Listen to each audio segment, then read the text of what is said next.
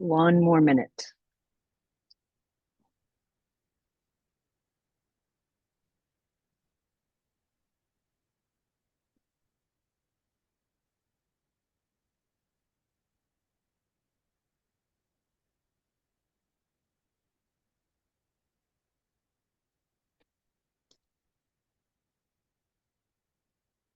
Okay, I will get us started so that we can be on time, and I'm sure more people will join in as we go on. So, hi everyone. I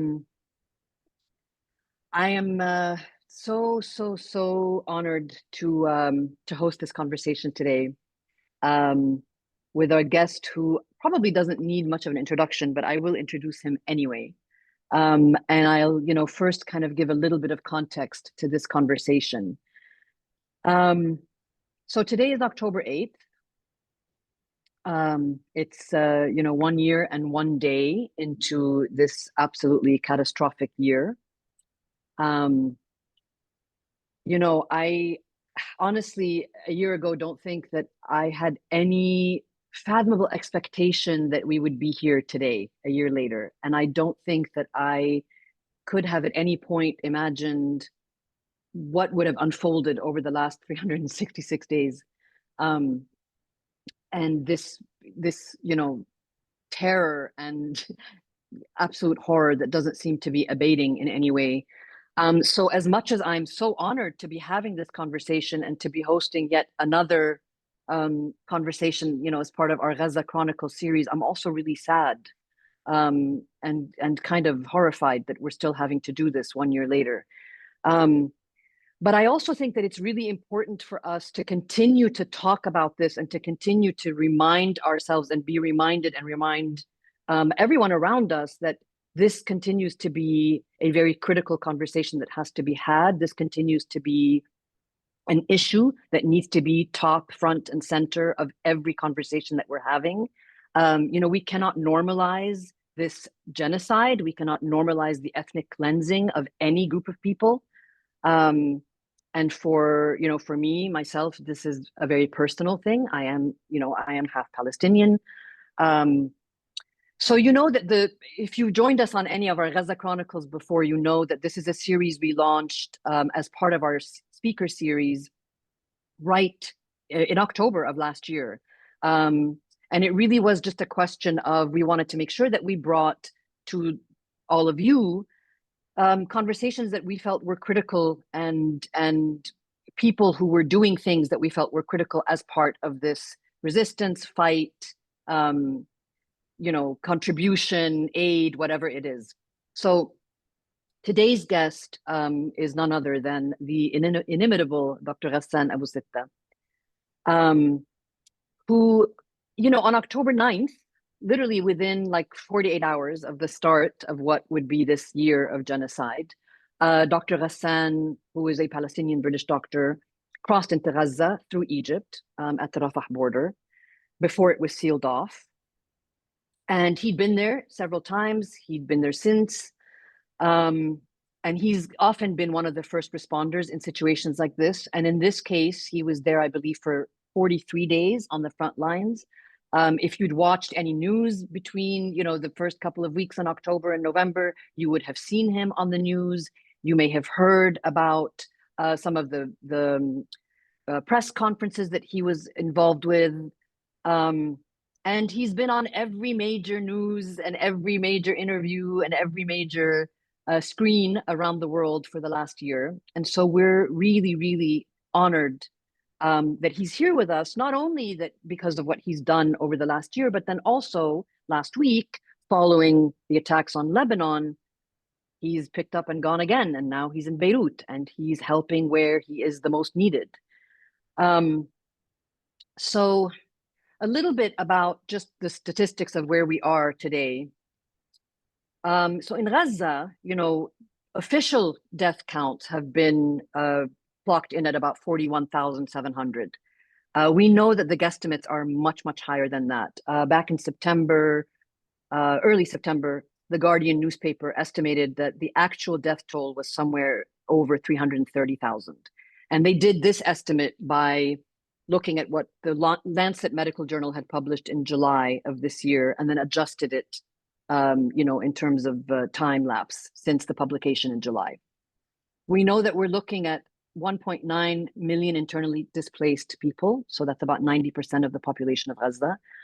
Over 490,000 people facing catastrophic levels of food insecurity by any standard of expert estimates.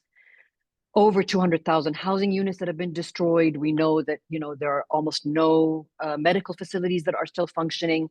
And if you know anyone in Gaza, which we do, and we're in constant contact with friends and colleagues there, we know that it is a pretty dire situation. As of October 4th, Lebanon's health minister has said that over 2,000 people have been murdered. More than 1.2 million people have been displaced, with many of them sleeping on streets, on the beaches, trying to flee to neighboring countries. And we know this just is this ongoing spillover of this Zionist entity, this regime that just seems to be unstoppable. And so in the fight against all of this, and in the fight to preserve some level of humanity, we have people like Dr. Ghassan that we can turn to talk about a little bit about what they're doing, a little bit about the motivation behind what they do, and just to give us a bit of insight into what the reality is on the ground. So, Dr. Ghassan, I am going to let you do a little bit of your own introduction, as much as you want to share, but I will just say, you have been dubbed the man who fixes broken faces. But what I know about your background is that there's so much more to you and so much more to this journey for you than just that. You founded a children's fund coming out of all of this as well that I'd love for you to tell us about. So to get us started, first I will just say ahlan wa sahlan, and thank you so much for joining us. And I will just ask you to tell me, where were you on October 7th? And how did you go from October 7th to October 9th, finding yourself in Gaza? I was in London on October 7th, and like everybody else, was watching the news. And I think by the middle of the day, I realized that what was about to be unleashed on Gaza was going to be a horrific war. But even then, I thought, having been worked in Gaza during the 2014 war, that this was just going to be a much more vicious version of what was a very vicious war. And so I reached out to my colleagues at MSF, and we agreed that they would sort out the tickets so that I would leave on the Sunday. Mm-hmm. And Sunday I was out of Heathrow, arrived in Cairo in the evening, and then at 2 o'clock in the morning, the taxi that takes you from Cairo to Rafah came and took me, and I was in Gaza on the Monday at 11 o'clock in the morning.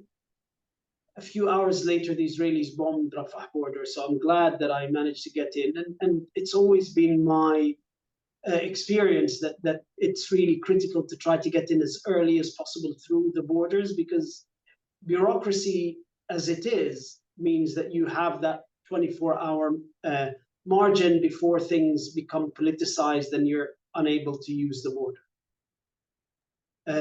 And again, on the Tuesday, 3 weeks ago, I was in London. I had been in Glasgow addressing the commencement ceremony at the university. And then Monday, I was back at home in London. And Tuesday, I was back at home in London. And the news of the pager attack came. And then friends who are in Beirut told me that the number of wounded is in the thousands. And I managed to find a flight that went through Istanbul overnight, and I was in Beirut on Wednesday morning. And treating the wounded of the pagers extended into the war, and we now find ourselves again.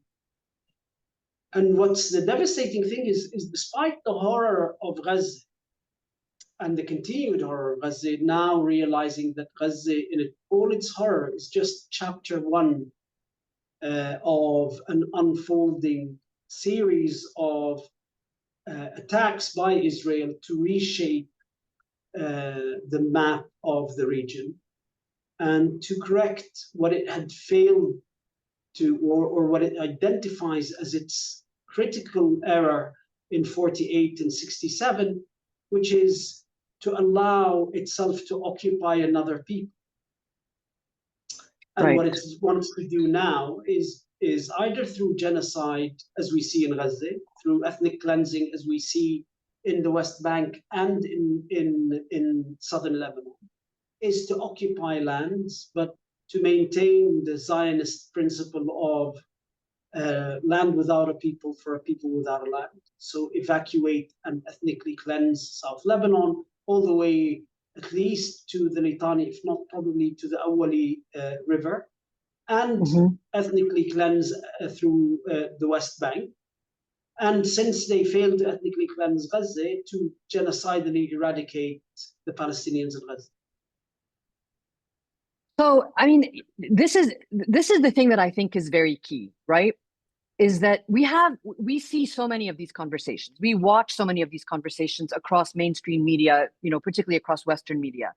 And we're not able to have conversations that I feel that are as explicitly straightforward as what you've just said, right? Because often either the pushback is going to be some kind of politically correct,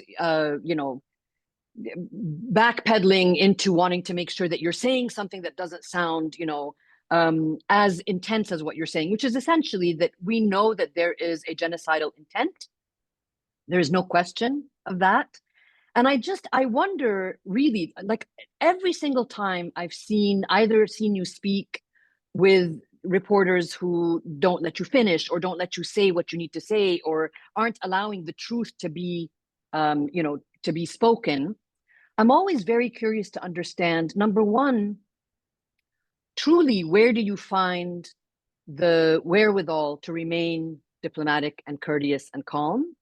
And number two, what makes you decide that it's okay to keep going back and having these conversations with people? Like, what is the motivation for you that pushes you to do that, knowing that you will be faced with, increasingly frustrating barriers to speaking the truth?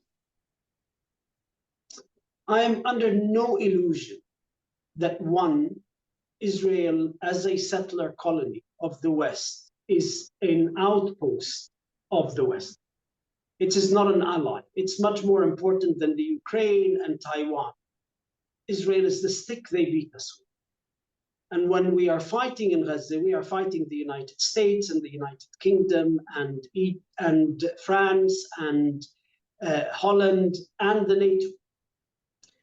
And I am under no illusions that Western press are part of the genocide apparatus, that they are the tools of soft power of the ruling elites in the West, and to expect them to be a neutral third party or even a semi-neutral third party plays into the whole game. They are as neutral in their relationship with Western ruling elites as Pravda was to the Soviet Union and the Soviet Communist Party. They are the mouthpiece of that. They might be the mouthpiece of competing interests within the body of the Western political elite, like CNN versus Fox, or like the BBC versus Sky. But at the end of the day, you are speaking to Pravda. And one of the things that allows me to kind of tolerate this is that you kind of go in thinking you're going to talk to Pravda. And for us, the issue isn't really around, are you going to convince them? More around filling the space that would be filled by Zionists, i.e. that in order for them to function, in order for them to maintain the pretense that they do maintain, they need to allow some leeway. And you play on the contradictions that are inherent in that system, and you try to push as much as possible. And you try to kind of use the cracks in the system. And it's the same for the law. I mean, the question, I found myself over the last year, having gone from knowing very few lawyers to having a lawyer in Germany, having a lawyer in France, having a lawyer in the UK. And the reason that is not that somehow I believe that there's some kind of judicial system that is separate from the ruling elite and the way they function and the way they write the rules to protect their interests, but that I believe that the law is the Achilles heel of capitalism. Capitalism cannot function without the law. And therefore, you continuously try to find the contradictions within that system that necessitates the presence of the rule of law for the functioning of global capitalism, to try to overturn the ban in Germany, overturn the ban in France, overturn the attempts by Zionist groups to have my medical license taken away. All of these things don't happen because I believe in the system. They happen because I believe that the system has contradictions, and I need to use these contradictions. But there are no illusions about some kind of liberal neutralism or somehow that Western imperialism is a misunderstanding, and if they can only understand us, then all of this would go away. No, at the end of the day, if Netanyahu wanted to stop this war over the last year, the Americans would have stopped him from doing that.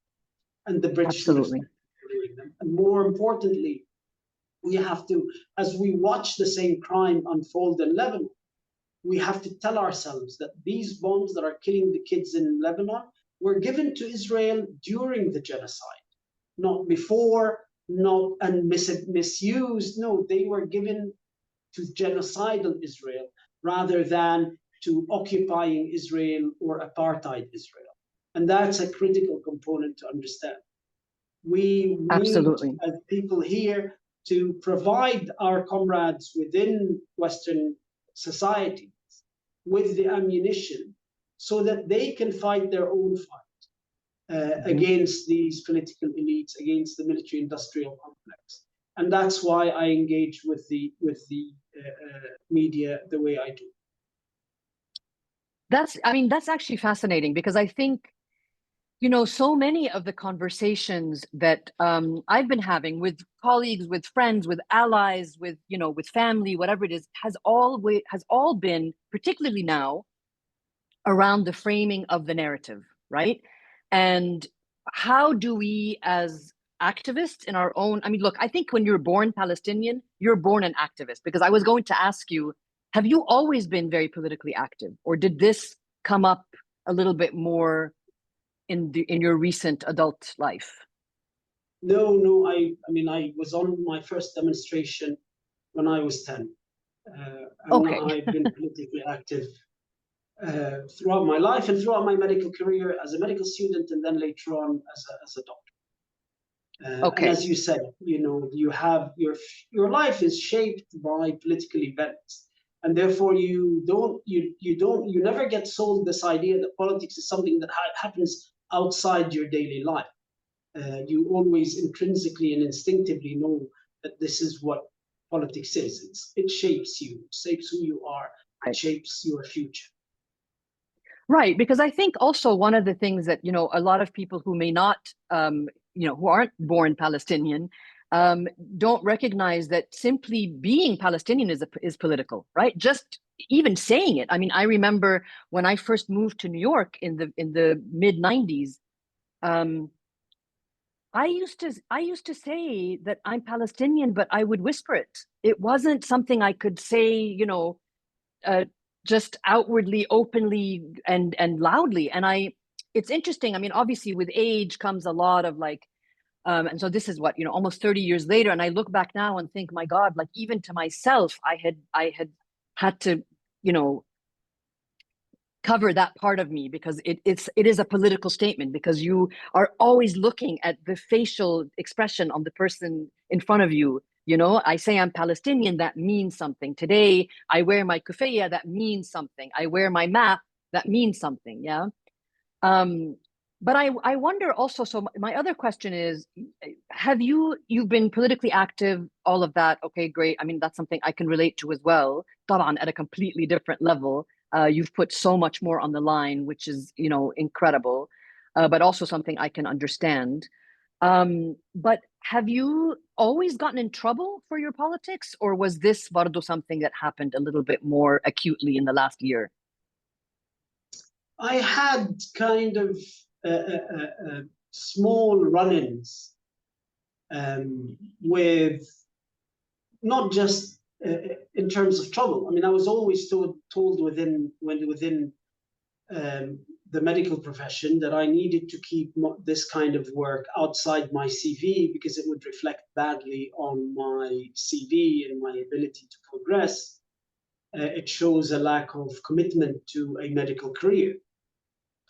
And but I had flown under the radar most of the time until this time, and so because I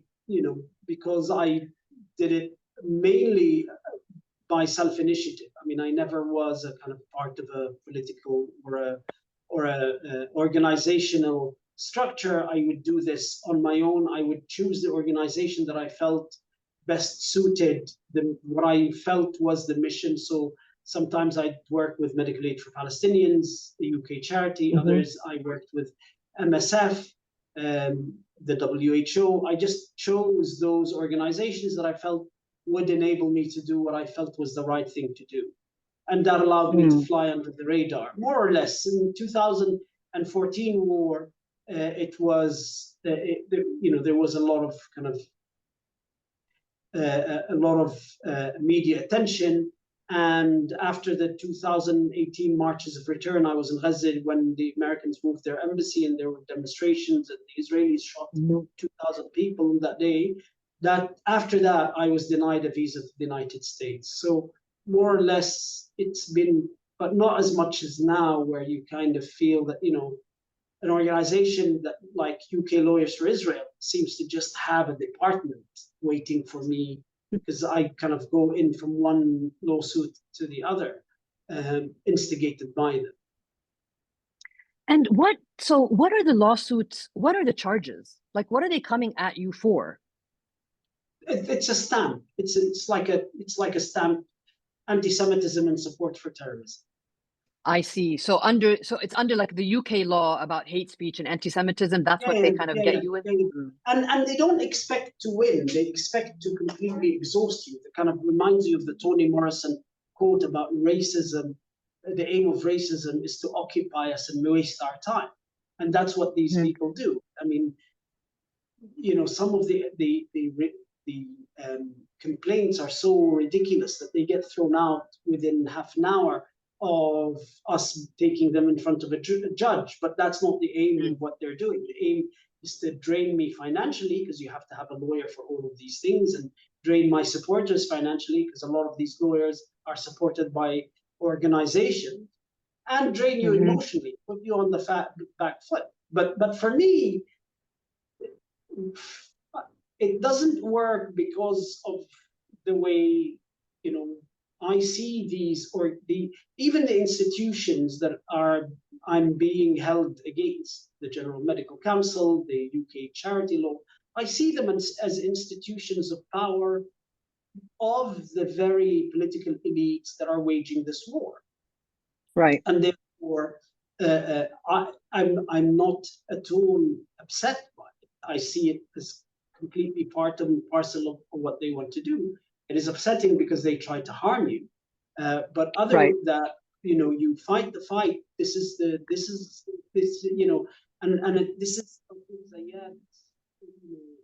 quintessential verse. مأساتي التي أحيا نصيبي من مآسيكم. This is just my share of the collective tragedy. Trauma, yeah. Yes. And I mean, so this is, I'm going to ask you a question because this is something. The volume has gone down. I don't know why. No problem. Can you hear it now, or is it still? No, let me just. Sorry about this. No, don't worry, not a problem. So let me just figure it out. Okay, take your time.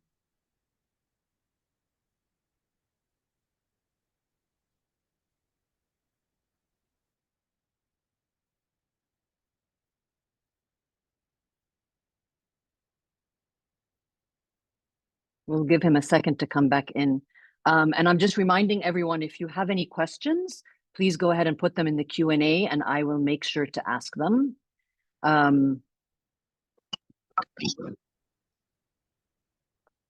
Yeah, this is better. All right, great. Welcome back. So I was going to ask you a question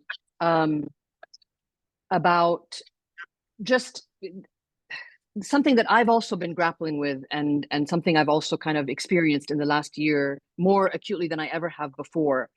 You know, I've also, like, unlike the scale in your situation, but have, you know, faced some pushback from either boards that I serve on, or, you know, if I serve on a board that is under a particular charitable law in a particular country, that maybe things that I've been saying are considered hate speech or whatever it is. And I, you know, have fought back and fought back and fought back and stood my ground like so many of us do. And I'm privileged to be in a position where I can do that, right? Because you make a choice at one point how much you're willing to lose, and khalas, you take that as your own personal kind of sacrifice. But I've found that as much as I'm completely convinced by the fight and my fight, and I know, you know, khalas, like, you know what side you're on, you know the side that's right, you're not going to back down. But it's gotten very emotionally draining. And I just wonder, like, do you feel like sometimes I end up feeling really sorry for myself, and not just for me, but for like my colleagues and friends and people who have to go through the same thing, where I'm like, it's like this constant attack. And I'll fight and push back, and then maybe, you know, hang up the phone or get off the board meeting and just find myself crying because I'm like, it's like this constant. So do you go through this kind of emotional up and down as well? Whenever I see a message from my lawyer, one of the 2 or 3 lawyers, I do get like this knot in my stomach before I read the message, thinking, okay, this is something bad again. So there, it is emotionally draining, because you're and because you're expending your energy defending yourself rather than taking the struggle forward, and that's the aim of it. It is to drain you, and it is to put you on the back foot, and it is that's the aim of it. That's the aim of why it's happening. Both the macro aggressions and the micro aggressions, these kind of, you know, these quiet, helpful pieces of advice you're told about toning things down or not saying things because someone is really being helpful towards you. You know, all of this. But you tell yourself, they are the enemy. They are the enemy. We have to accept this. We have to understand that the enemy of not just us as a Palestinian people or Arabs, but actually the enemy of people in the south, enemy of the people in Colombia and in Chile and in India and in Africa and in Asia, is Western imperialism.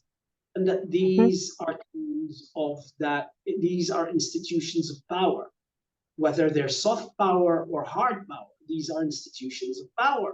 And therefore, there isn't that sense that somehow they're disappointing. I would be disappointed if they didn't do their job. It's like, you know, they tell you that if they were on your side, what they have, and this is the interesting thing about the last year, is that that margin of liberal tolerance was a reflection of the safety and the confidence which they had in the system. And the minute it is under threat, then that margin is very quickly taken back. So there is no crisis of democracy. In these imperialist Western countries, democracy is a margin afforded by the surplus of power. When that surplus of power diminishes as a result of the genocide, then that margin is taken back, and so there is no kind of, we never had, or I never had any expectations, having seen Western power exercise itself before I was born in the dispossession of my family, and then when I was born in the murder of Palestinians in Lebanon, and then in Iraq when I went to Iraq in the 90s. All of this, I am under no illusion.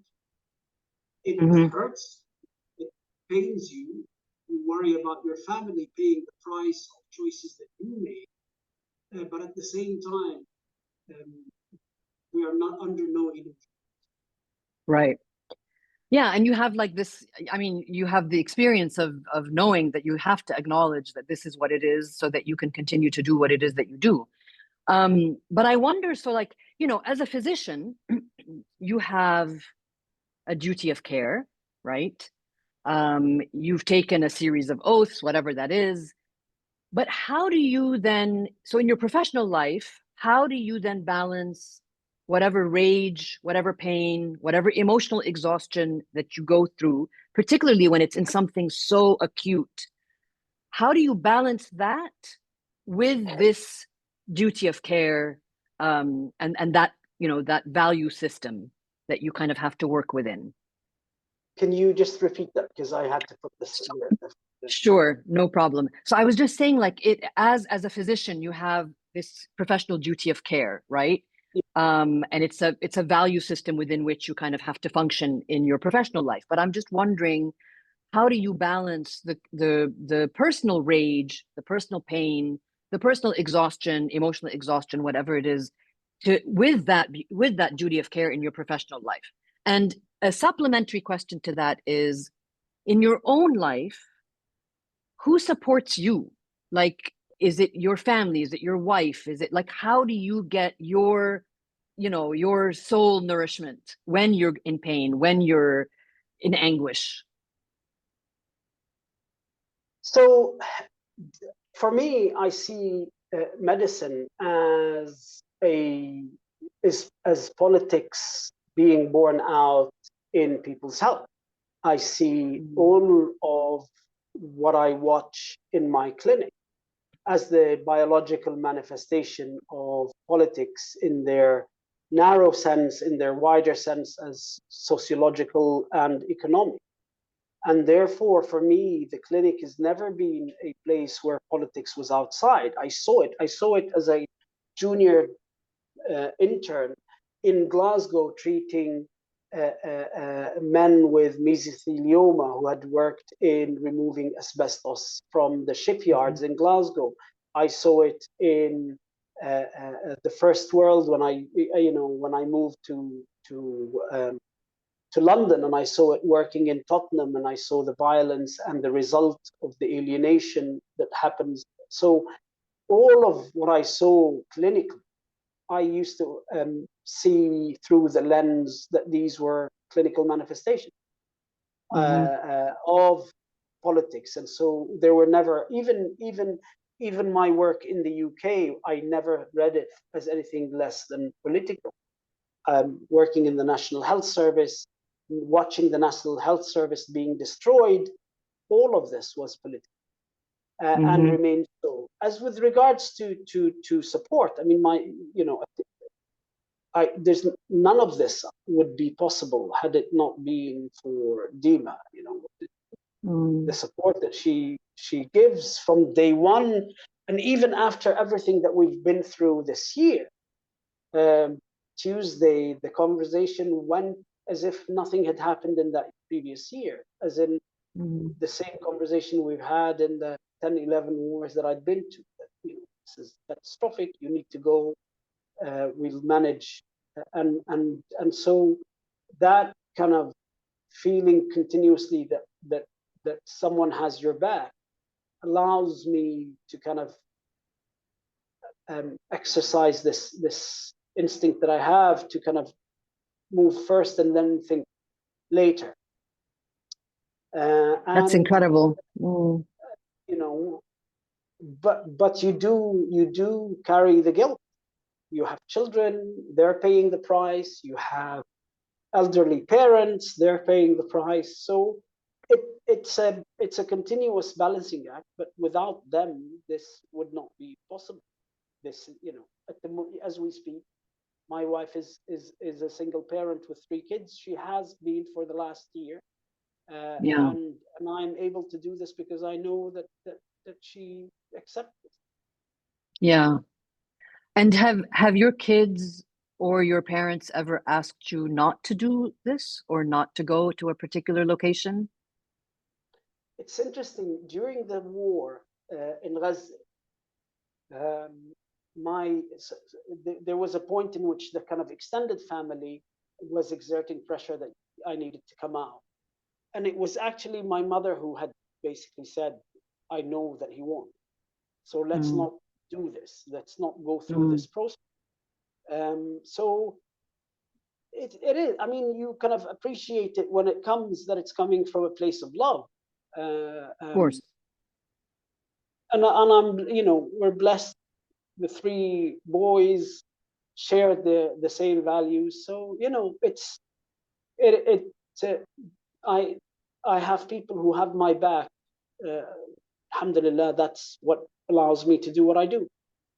Yeah, that's incredible. I mean, and so yeah, that is such a privilege and bless them all really because it I can't imagine this. It can't be easy. It can't be easy for Dima. It can't be easy for your kids, for your parents. My goodness, like to have to know. But there is also maybe I imagine a sense of pride on their side, knowing that you are doing something that is honorable at the end of the day, right? And that is so necessary. Um, and in that, I'm just, and this is not trying to like overly emotionalize something, but I am just curious to know, in the last year, have you come across or had to deal with a particular case or a particular situation where a memorable instance or a memorable patient or an image that you just have been especially impacted by? And like, what was that impact and how have you know, dealt with it since? Or it's maybe more than one. I don't know. I mean, I'm sure every one of them is impactful, but is there something particular? There's unfortunately too many to count. It's been a very, very tough year. Mm, The toughest part of it is discovering friends and colleagues who've been killed. I remember when Dr. Ahmed Maqadme disappeared, and then we discovered that he'd been executed by the Israelis. When I found out that Dr. Hani Abu Haytham, who was the head of ER in Shifa, was killed with his family, um, and moments of great guilt. When you see colleagues that you'd worked with who are still there fighting the fight, still in mm, Ahli, still in Lauda Hospital, fighting the fight with next to nothing, and you're filled with that sense of guilt that mm, they're on their own. You've not managed to help them. You've come out. You haven't stopped the war. You haven't made a difference. So all of this, it's been a challenging year, full of these things, and but at the same time, they are my greatest source of strength. Especially, I mean, I have to mm, say, the most difficult attack was when they tried to take my medical license, because I mean, other than the livelihood, it's defined my life for my adult life. mm, But you then think this is nothing compared to what they're doing to my friends in Gaza. Nothing. right, And that kind of gives you strength to kind of trivialize this attack and put it into perspective. right. Muhammad Abaid was shot by a sniper while doing a ward round, seeing the patients in the morning through the Mm, window. You know, so many of my friends who's still there, and he went back after he was treated, and all of this. The Wow. doctors, Adnan al-Bursh was a friend, we'd worked together, was tortured to death by the Israelis in prison. What they do to us, it pales. It's almost, you feel embarrassed about putting it in the same scale as what they're doing to our colleagues in Gaza. Right. Your colleagues are people, I mean, yeah, absolutely, of course. It's definitely a very jarring kind of perspective forcing situation. But then again, at the same time, that's kind of also why I'm asking you about your support system, because irrespective of that, there is still an effort on your part and others like you who are doing this same kind of work, that has to be bolstered by something on the other side of it, even if you're feeling some kind of survivor's guilt, even if you're feeling, that you're lucky enough not to have the catastrophe be more taxing on your physical ability, on your medical ability, whatever it is. But at the end of the day, that's only, and it only helps you to do what all of your colleagues are doing and to continue this incredible work. So it's such a complex, it's a very complex system, and it's a very complex injustice, I think, again, like we keep coming back to that issue of il-ahr, that where there's no equivalent in any other language that I can think of to describe all the things that word encompass.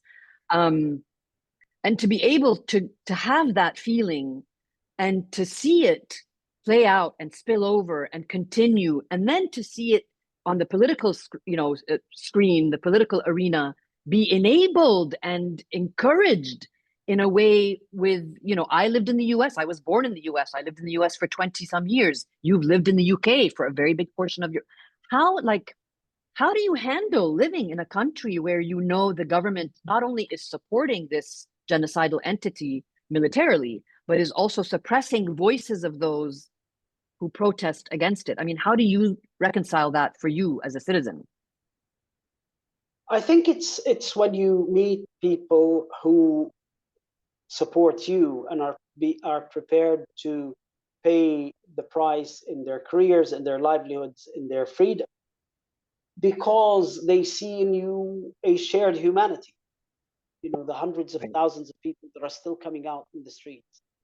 The students who voted for me in Glasgow, out of a solidarity with Palestine, the student movement. I mean, very little restored my faith in humanity like the student movement last year. Because a lot of them are not ideologically driven, but they're driven by a sense of shared humanity and a sense of outrage as a result of that shared humanity. And so that's what keeps you going. And I believe that these are, the just like the Labour government in the United Kingdom continues to support the killing of Palestinian children, the Labour government in the United Kingdom voted to ensure on a law that ensures that child poverty in the United Kingdom goes unchallenged and is perpetuated. So, there's no doubt that these governments and these elites are as monstrous internally as they are externally. It's just the tools that they have at their disposal are different internally than they are externally. But that doesn't mean that, as it kills Palestinian children, the United States kills American children. Absolutely. Denial of access to healthcare, through impoverishment, through violence, through brutality. And the same applies to all Western governments. And the struggle ahead is to identify those parts of these societies that share that sense of humanity with you, and you fight the common struggle. Right. And so actually this point segues back for me to something I was saying, mentioning a little bit earlier, but also to one of the questions that we have here from one of the participants, around this narrative, right? Around the Zionist narrative versus the truth. I mean, let's just call it what it is.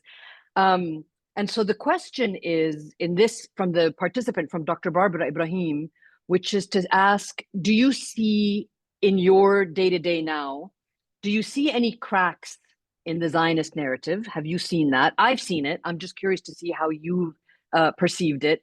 And especially among youth. So going back to what you're talking about, the student movements, whether it's your students in Glasgow or the students across US campuses or around the world, we've seen this kind of shift to what she's calling a clear-eyed justice framework. And, honestly, for me, it's felt like this complete awakening, an entire generation that just seems to have had a whole, film just veil lifted off of their eyes. And so have you seen that? And how can we support these chasms, right? Like, how can we as activists and as allies and supporters support these cracks in that armor of this narrative? What can we do? Because that's the other thing, what I was kind of mentioning earlier is a big thing that I'm really focused on with my friends and others looking to contribute to this movement in the long run is, how do we not reclaim a narrative, but how do we make our narrative the prominent one? How do we do the thing that they've done for so long and just do it better? So we need to understand that this is the narrative of dominant power. So it's not that they have some kind of clever trick or fantastic skills that has allowed them to maintain this complete control over the narrative. They are the narrative of power. And what has happened over the last year is that narrative, that monopoly over the narrative, has crumbled. They have been, and the interesting thing about the way Western media works is that we've gone. I mean, we're of the generation where we've watched Western media silence Palestinians and Palestinian voices for all our adult lives. But we're now watching Western media silence Israeli voices, to censor them, to stop them from embarrassing the Zionist project. And so Israelis in support of the right to rape Palestinian prisoners that happened, or declarations of genocidal intent by Israeli citizens, by Israeli officials, to give you an example, the British Medical Journal refused to publish news that 150 Israeli doctors had published a petition at the beginning of the war calling on the Israeli army to bomb Shifa Hospital. And so that, for the first time, the Israelis themselves are being censored for the same purpose, which is to protect the Zionist project. But this time they're being censored because they're just verbalizing, because they're so drunk on the impunity of 76 years.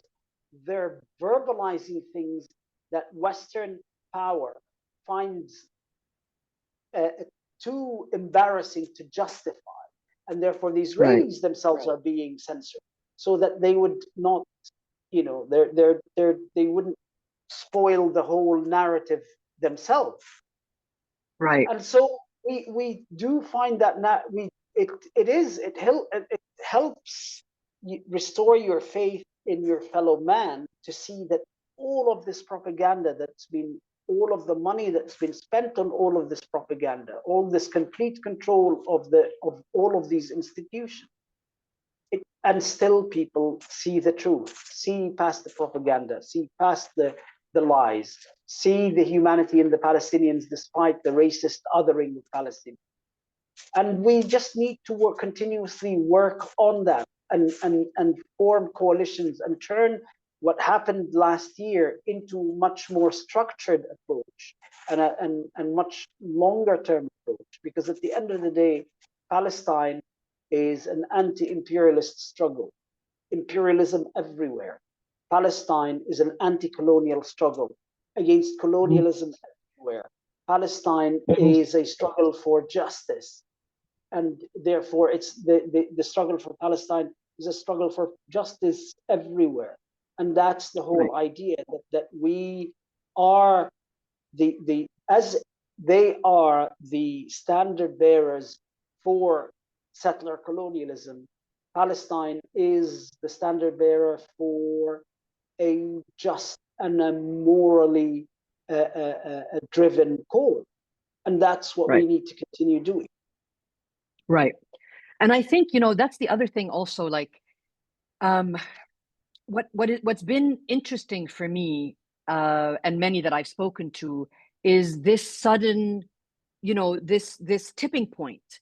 Because for us, this is nothing new. Like, knowing all of these things is nothing new. Having the moral clarity of the narrative is nothing new. We are born, bred, we live it, breathe it, eat it, sleep it our entire lives. It's like that crazy, it's like when you're in a situation where you know someone in a group of people that this person is bad, and no one else can see it, and it's that insanity of like, how do you not see? And then when everyone starts to recognize it, you're like, man, I've been telling you for how many years. And so in this case, this isn't a new revelation, but I think the tipping point has been so interesting. And when I've considered it, and I think I was talking about this in a talk I gave recently in Zimbabwe, about this idea that, in a way, we're grateful for this revelation. We're grateful for this unmasking, but the cost is so incredibly high. And do we have to then accept the fact that the world will start to see the truth, and the world is starting to see the truth, because Palestine, not being the only, inequity and the injustice, it's not the only one happening in the world today. There's the Congo, there's Sudan, there's, what's happening in Yemen, what's happening all over the world. It's happening. But perhaps, Palestine has been given this very unwanted point of visibility, because it's live streamed on your phone. You can access it literally just by opening Twitter or by opening Facebook. You can watch people being murdered on the daily. And perhaps that's the thing. I mean, is that the tipping point that made, these media that you're talking about, who are silencing now the Zionist voice? Is that where they were like, oh, that's too much? Now we've gone too far. Like, what was the thing that tipped it?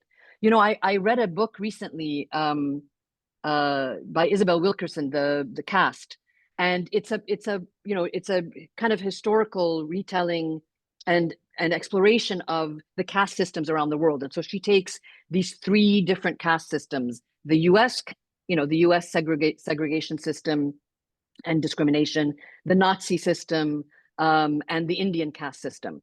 And it's very interesting that, when we're speaking about supremacy and imperialism and colonialism, that I didn't realize this, but when the Nazi Party was forming, they sent a group of Nazis to the American South, and so that they could learn from, the fathers of segregation. And the Nazis came back at one point, were like, that's a bit too much. Like, we're not willing to go that far. The Nazis had a problem with how racist and how racially segregated the US South is. So I think it's also like, when you're saying about having no illusions about when you're fighting against the Zionist regime, you're also fighting against the patrons of these discriminatory ideologies. So another question for you about, to go back to, you were saying the university. We have a question here from Tala, and the question is, do you think there are any solutions to prevent or tackle some of these codes of conduct? I mean, you work in education institutions as well, so you've had to face some of this. But conduct in universities in the West that are banning Palestinian protests or pro-Palestinian protests. And she mentions shamefully that NYU has just put forth a code claiming, words like Zionism and are anti-Semitic. And so I'm curious if you have any tips for, not easy tips, but any kind of lessons learned from how students can address this issue as well. And is it a question of narrative? I don't know. It is critical that we defend the student. We come together to support the student. And that means that we need to support them with lawyers, we need to support them with political lobbying, we need to support them with everything that we need to do to keep them going. Because if we don't do that, they're going to take them out one student at a time until students start self-censoring, until parents tell their students to start censoring, self-censoring. And so it is critical that we support them, and we support them by legally challenging these. And it comes back to this Achilles heel of capitalism, legally challenging these as discriminatory, as being against the right to speech, all of this. And this is not because we believe in the system, but because we see that there's these glitches in the system that need to be exploited. It is, what would be really tragic is that we sit back and watch them take out the student movement and then say, isn't it awful that they took out the student? Right. We have to support it. We have to defend it. We have to provide legal aid for every single academic and student that they're taking out. It is obvious Right. that they believe that these are in their institutions, and they feel offended that we are there in their institutions of propaganda and indoctrination. Because at the end of the day, that's what the way they envisaged it. And so it is critical that we support these student movements. Yeah. But with regards to what you were saying before, the world will not save us. We will have to defeat Israel ourselves. But I do believe that Palestine will save the world. Palestine, in its struggle, will save the world. And that is why it's critical for those in the world that believe in a better world, support Palestine for themselves. What is happening in Gaza is going to determine wars for the rest of this century. What is being done to Palestinians in Gaza will determine how wars against surplus population are done, not just in the Middle East, in India, in Kashmir, in Africa, in Brazil. Surplus population that are no longer needed by global capital. Now Israel is showing the world.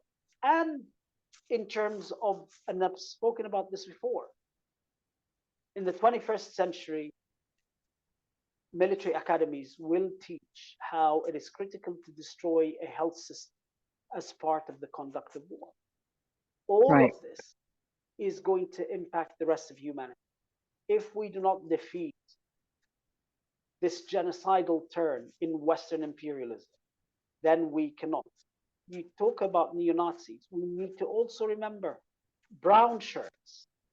The shirts themselves were the shirts bought from the Namibian German police after the genocide. And they were surplus and they were cheap. And so the Nazis bought them from Namibia and wore them. Genocide in the colonies will lead to oppression in the metropole of these colonies. And those in the metropole who will be eventually hounded, like they were in Germany once it was done with the Namibian, need to side with the people in the, and it's, it's happened in history before. When they're done with us, they're going to come back for you. Absolutely. And I think, I mean, that's part of the moral fortitude around sticking to the message and sticking to the fight and the struggle, is in knowing that cowering to it today, it means that I'm going to allow it to happen to other people. It's not just about the struggle for my people. It's not just this kind of self-centered, I want to say, I only care about what happens to Palestine today. Don't bother me with anybody else. If that were the case, you wouldn't be in Beirut, right? If that were the case, you wouldn't necessarily keep going back every time something like this happens, when it's a possibility that it impacts your personal life. And I think, I mean, that's really what distinguishes and differentiates people from your activism and true solidarity versus kind of performative you know, agreeing with ideology or whatever, or just saying that you agree with something. And that these kinds of struggles come with a price, and that price is whatever it is that you're able to pay. I mean, I think in your case, you've taken a decision that you are willing to pay a pretty big price on your physical health, on your family's peace of mind, and in putting yourself in actual danger. You know, not all of us have the skills to be able to do something like that. In, you know, in my case, it's professional sacrifices and professional consequences. For other people, like you said, you know, the allies that stand with you, who support you, who put their careers on the line. And I'm curious from your perspective, because I have, you know, I've made some comments to Jewish friends and colleagues and acquaintances that I've, you know, very kind of gratefully felt that it's the world's anti-Zionist, like truly anti-Zionist Jewry, that are the most valuable allies that we can have as Palestinians. Like, I agree with you that we are only going to save ourselves, but there's almost nothing more valuable to us. I mean, frankly, honestly, Dr. Ghassan, I don't know if you agree with me or not, but like even more valuable, and I'm more invested in maintaining those relationships than trying to bring some of our fellow Arabs on our side. Like, you know, it's almost like I don't, at this point, halas, it's a lost cause.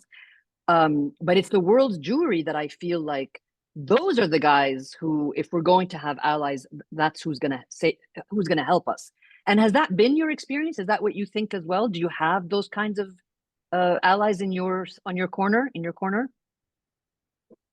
There's no doubt that there's a growing sector of Jewish society that has regained that anti-Zionist current, which was the dominant current within Jewish societies for a long time. Anti-Zionist Jews were the dominant force. Zionist Jews were actually ostracized within families. I mean, when you speak to friends whose parents and grandparents will tell you that they were ostracized because they felt that they were the antithesis of everything that Jewish principles and the fundamental ethical foundation that society had felt that it had developed stand for. The issue is, it's critical to stand by them because they are fighting for their name. You know, it's that they are being implicated because their name is being used in the commission of a crime, and they feel that that is an affront to their history, that is an affront to them, and therefore they are outraged and they are organized. Two, at the heart of Zionism, as with all ultranationalism, is a tribalism. The very tribalism that almost wiped out world Jewry during the Holocaust. And therefore, more and more Jews globally are looking at that tribalism that justifies anything and everything with the kind of outrage that they used to see that really decided to other Jews for centuries and then try to erase Jews during the Holocaust.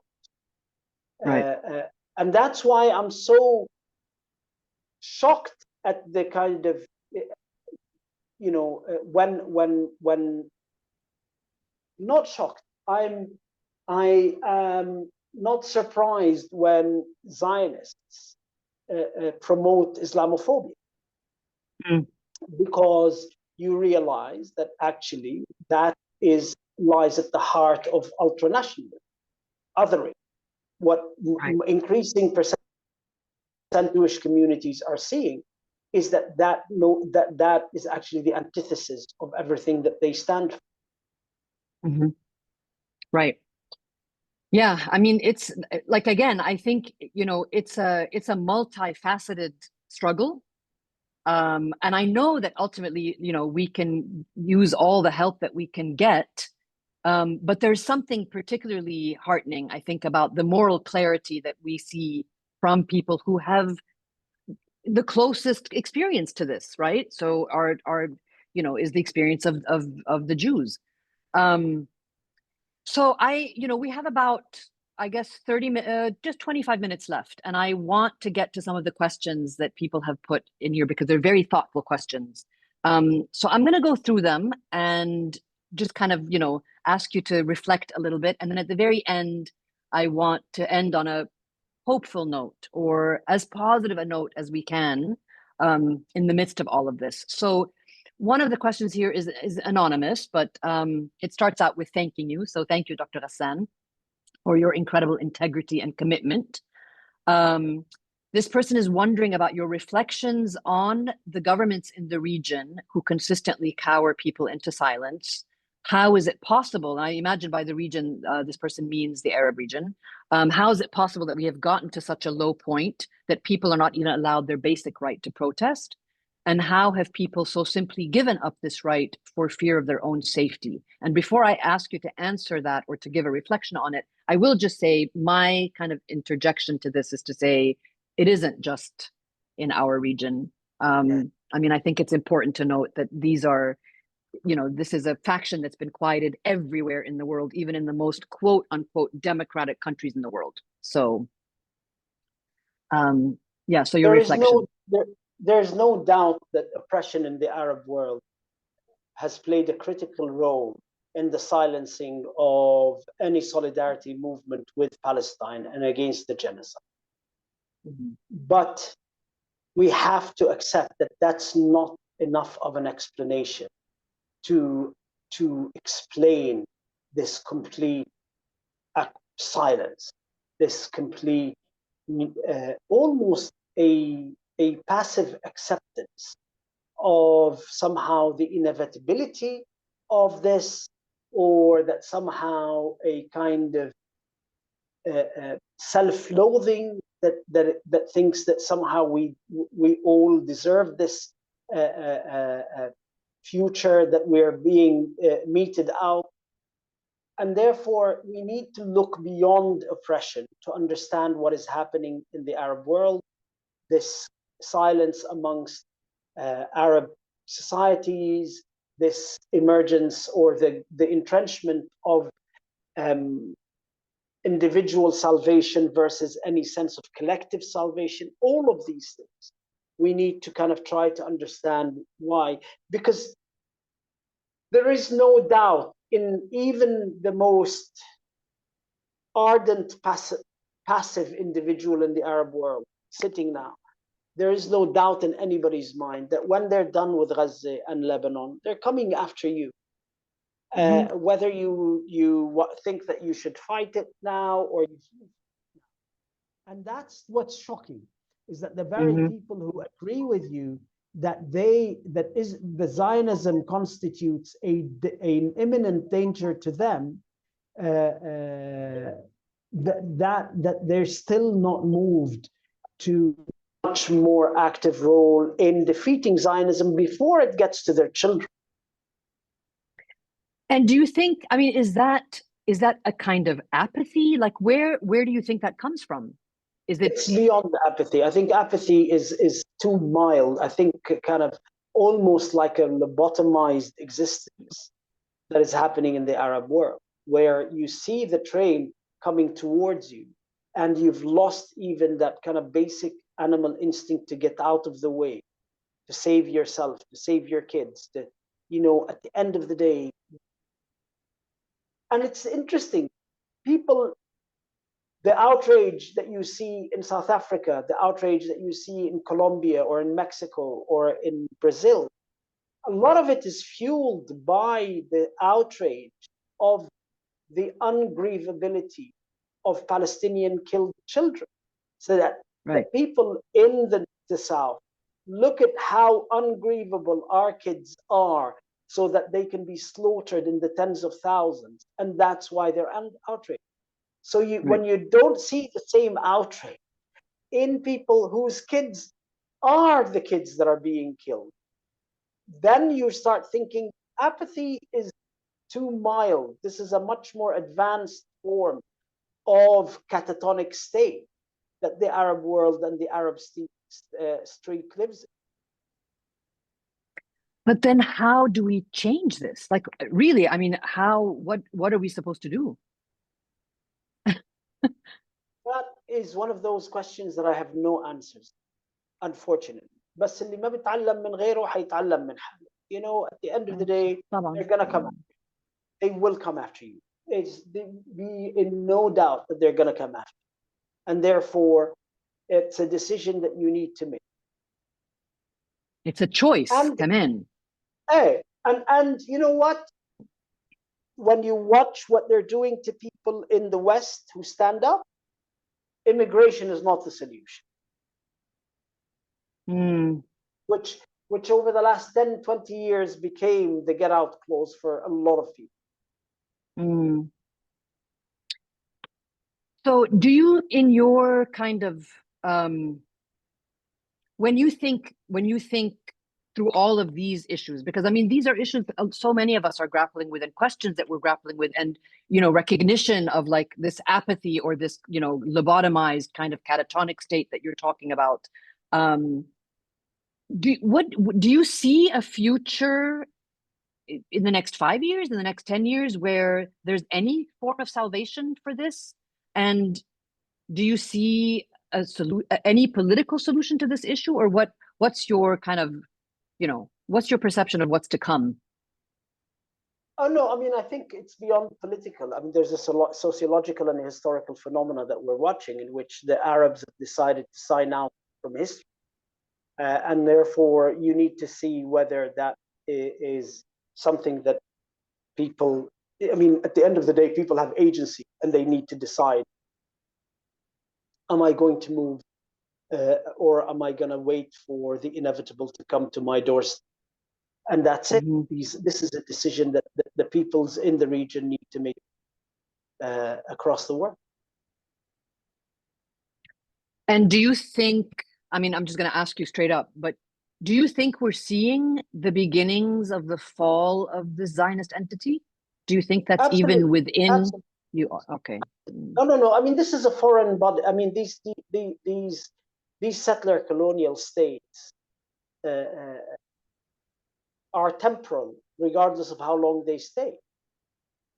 This is a settler colonial colony, and the interesting thing is, you know, despite everything that has happened, this last year we've watched TV and saw one white man after another white man lead Israel, and so this is a European colonial state.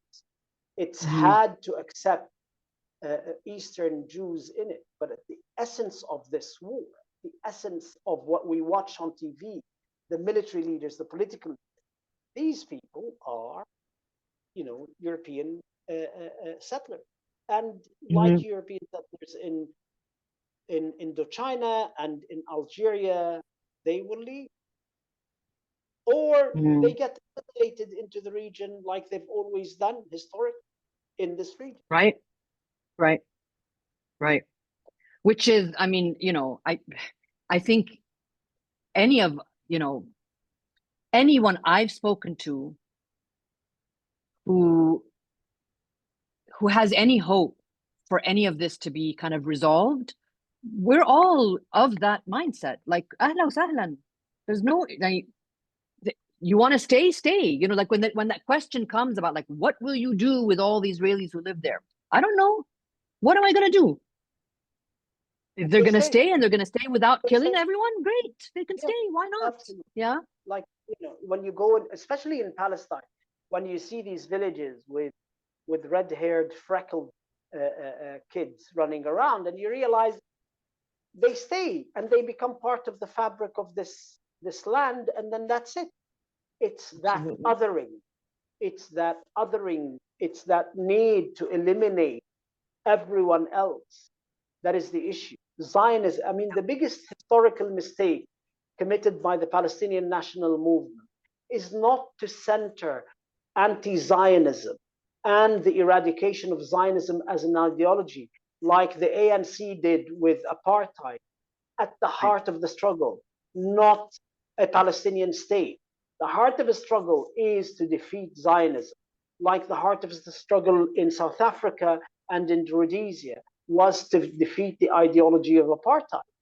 Then the politics becomes a natural conclusion of that defeated ideology, it becomes mere detail what happens Right. if you defeat that Zionist ideology, which is a supremacist ideology that is exclusionary and eliminatory, and now that elimination has taken a genocidal form. And we need to understand the history of settler colonialism. When elimination takes on the genocidal form, this is an irreversible process. They don't come back. The Canadians continued to kill native kids and bury them in the schoolyard in the 70s and 80s, when native Canadians only constituted 1 or 2% of the population. They can't stop. Settlers can't stop killing when they start killing. The same in Australia. They continued to try to poison the wells of Aborigines in Australia in the 80s. When settler colonial mentality becomes genocidal, it is an irreversible process. It has to be defeated. Right. Right. Yeah. So, and I mean, I think, look, I think that's all of our aims. I hope that that's all that we kind of put our energies towards. And in the interest of also just giving everyone who's joined us today a little bit more actionable, support that they can offer, there's 2 questions or 3 questions actually that I'd like to ask you. And then I'd also, I think it's very critical for you also to talk a little bit about the Ghassan Abu-Sittah Children's Fund, because I think that's so that's one obviously actionable thing that people can do to support.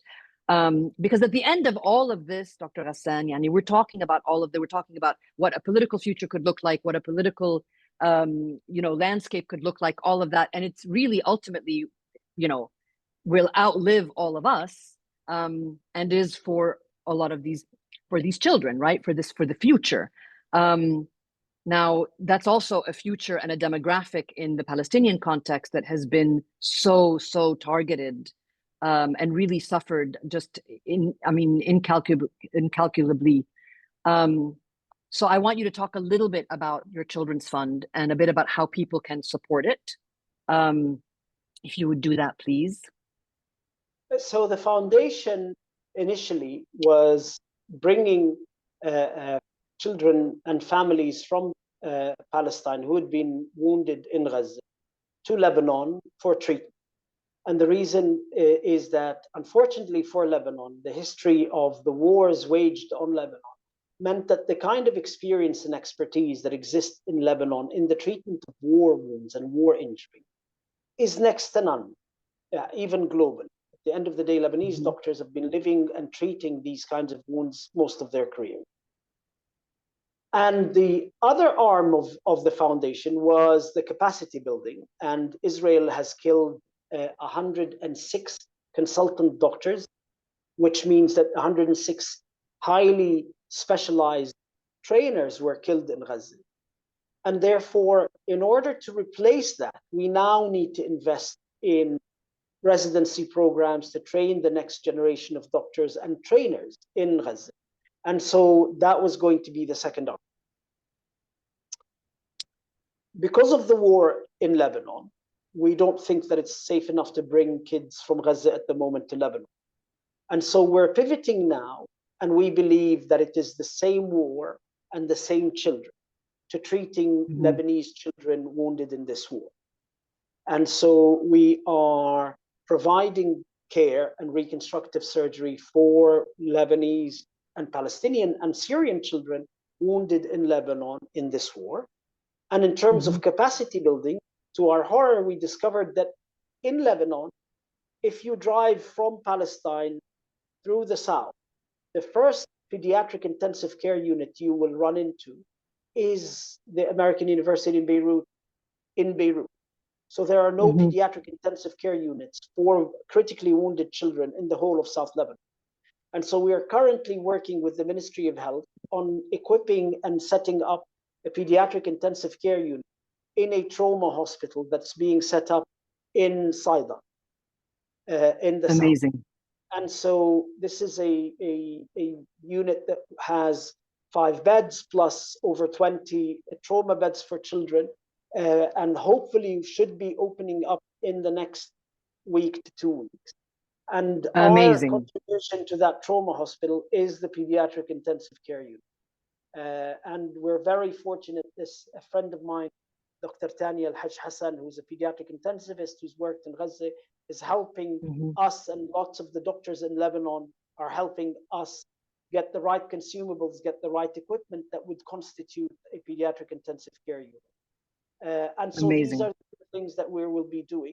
Once, hopefully, inshallah, this war stops, the foundation will be treating Palestinian and Lebanese children who need complex reconstructive surgeries. We need to remember a child, and this is from the medical literature, a child with a war wound needs between 8 and 12 surgeries by the time they reach adult age. And so it's a long-term investment that we need to be making.